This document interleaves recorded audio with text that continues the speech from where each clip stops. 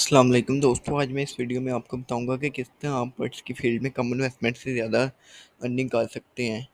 इसमें आपने स्प्लिट्स पे वर्किंग करनी है, यानी स्प्लिट ये होता है कि जिस तरह ये फ़ोन जावा के अगर आपके पास फ़ोन जावा का एक पीस है और आप उसके साथ गए का पीस लगा देंगे तो उससे सारे जो चिक्स आएंगे वो गए आएंगे, बट वो सारे फ़ोन के स्प्लिट होंगे।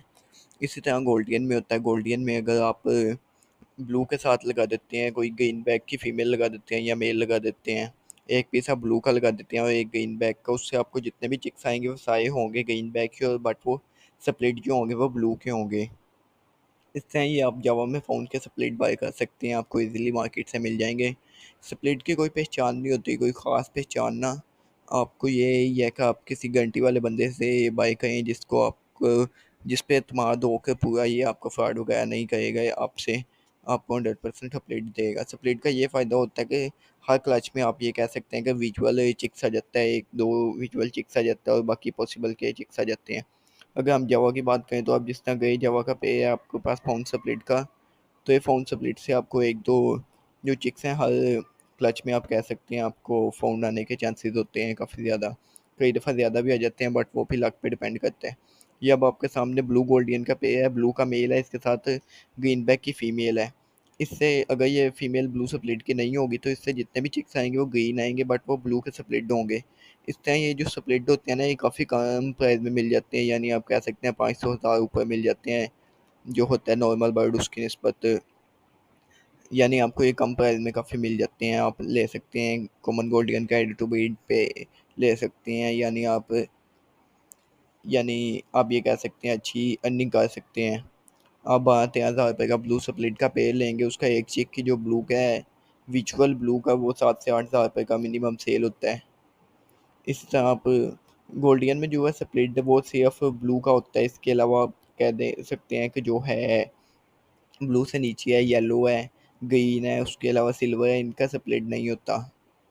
इसके अलावा अगर आप ऊपर की बात करें रेड आइज़ की, तो रेड आइज़ में रेड आई गोल्डियन में सिर्फ मेल स्प्लिट होता है, फीमेल नहीं स्प्लिट होती।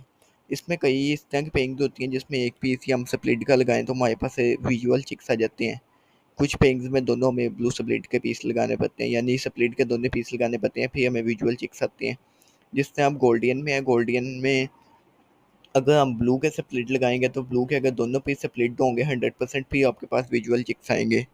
इस तरह अगर आपके पास रेड आई गोल्डियन का, रेड आई का सिर्फ मेल स्प्लिट होता है, आप मेल अकेला भी अगर रेड आई स्प्लिट का लगाएं तो उससे भी आपको रेड आई चिक्स आ जाते हैं। इसी तरह जावा में है, जावा में भी दोनों पीस स्प्लिट के लगाने पड़ते हैं।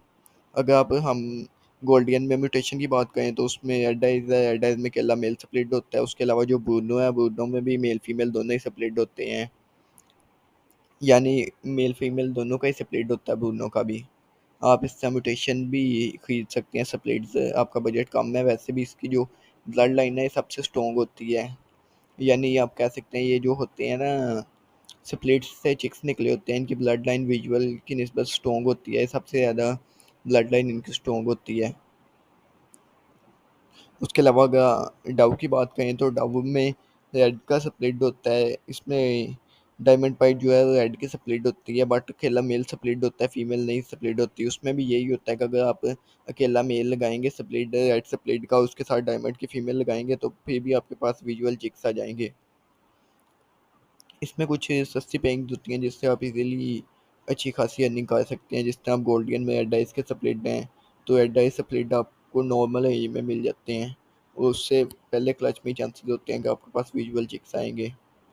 यानी आप ये कह लें कि उससे 25% चांसेस होते हैं कि विजुअल चिक्स आ जाएंगे पहले क्लच में ही। इसके अलावा स्प्लिट की कोई पहचान नहीं होती कि आप कहें कि किसी का साइबर है या ये कलर है उसका। स्प्लिट की कोई इतनी ख़ास पहचान नहीं होती। इस पे यही होता है कि आप जिस बंदे से ख़रीद रहे हैं वो वाले की गारंटी हो कि ये स्प्लिट के पीसेज ही हैं।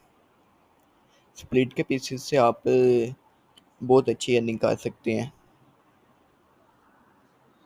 आप ये देखेंगे आप कौन से बर्ड में इंटरेस्टेड हैं। आप जावा में इंटरेस्टेड हैं, गोल्डियन में, डाउ में, या किसी और बर्ड में, पैट्स वगैरह में इंटरेस्टेड हैं। आप उसमें देखेंगे आपको स्प्लिट्स मिल जाएंगे। स्प्लिट्स के पेइंग का ये होता है कि अब जिस तरह ग्रीन बैक गोल्डियन का पे है वो नॉर्मल रेंज में मिल जाता है, उसका अगर ब्लू स्प्लिट में आ जाए तो यानी वो हर क्लच में उसके चांसेस होते हैं कि एक से दो बच्चे विजुअल निकलेंगे ब्लू, या फिर ज़्यादा भी निकल सकते हैं, इसमें पॉसिबल भी आते हैं। यानी कुछ बच्चे होते हैं, जिस तरह गोल्डियन की आप बात करें तो अगर ग्रीन बैक का पे होगा तो उससे 100% हमें रिजल्ट आएंगे, उसमें से 25% विजुअल आ जाता है और 50% जो है ब्लू सप्लिट आते हैं, 25% सादे आते हैं। तो 25% जो सादे आते हैं और ब्लू सप्लिट, वो यानी उनमें कोई पहचान नहीं होती, तो वो भी पॉसिबल के हो जाते हैं। इस टाइप की पेइंग्स आप लगा के अच्छी अर्निंग कर सकते हैं काफ़ी कम इन्वेस्टमेंट में। अगर आपका कोई स्टूडेंट हो गया है आप, तो आप काफ़ी कम इन्वेस्टमेंट में फ़ोन के स्प्लिट ले सकते हैं, फ़ोन जावा के। इसके अलावा गोल्डियन को भी आपको मिनिमम एज में जो होते हैं स्प्लिट्स मिल जाते हैं। या फिर आप किसी म्यूटेशन में वर्किंग करना चाहते हैं, आपको किसी आगे की म्यूटेशन वगैरह के बिना मिनिमम एज में लगा लें, स्प्लिट्स मिल जाते हैं, स्प्लिट्स से काफ़ी अच्छा रिजल्ट आ जाता है। स्प्लिट्स की ब्लड लाइन भी सबसे स्ट्रॉन्ग होती है।